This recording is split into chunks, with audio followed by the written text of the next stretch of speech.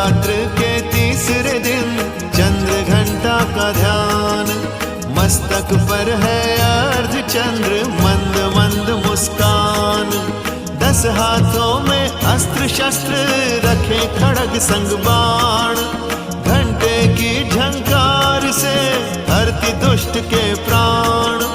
सिंह वाहिनी दुर्गा का चमके स्वर्ण शरीर, करती विपदा शांति हरो भक्त की पीर।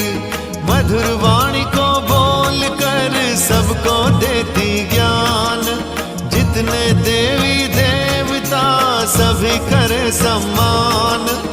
अपने शांत स्वभाव से सबका धरती ध्यान, भवसागर में फंसा हूँ मैं, करो